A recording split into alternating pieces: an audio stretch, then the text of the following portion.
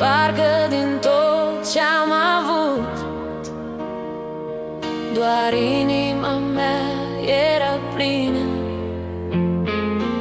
Am stat fără niciun cuvânt, privirea ta m-a oprit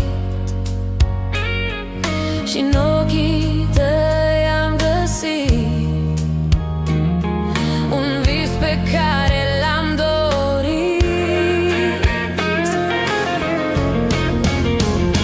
Te-am simțit aproape de mine, ca vântul ce trece ușor, și tot ce părea doar tăcere s-a transformat într-un dor. În noaptea aceea târzie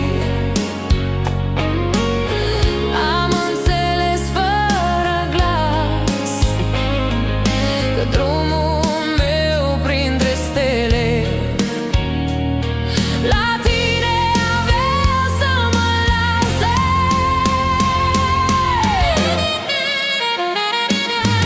Ochii tăi aprind lumina nopțile inimii mele, ca o stea ce nu apune printre visele mele bele. Ochii tăi spun o poveste pe care doar eu o ascult, și din toate drumurile lumii tot la tine ajung.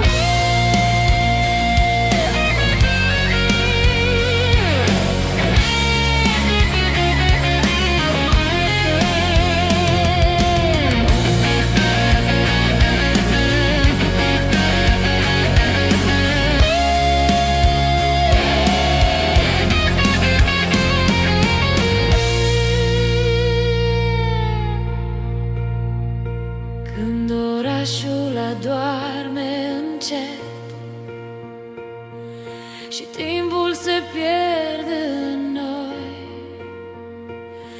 eu simt cum în ochii tăi arde un cer plin de stele și ploi. Și chiar dacă lumea se schimbă și vântul ne duce departe, privirea ta mă adună din toate tăcerile spargă.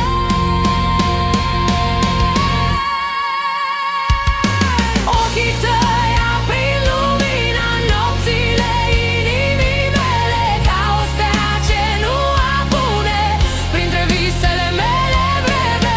Ochii tăi spun o poveste pe care doar eu o ascult, și din toate drumurile lumii tot la tine ajung.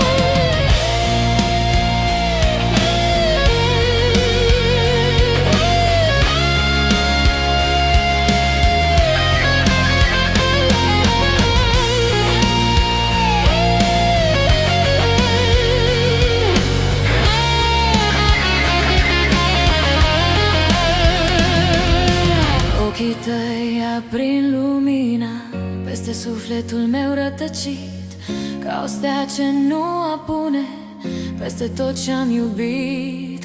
Ochii tăi sunt început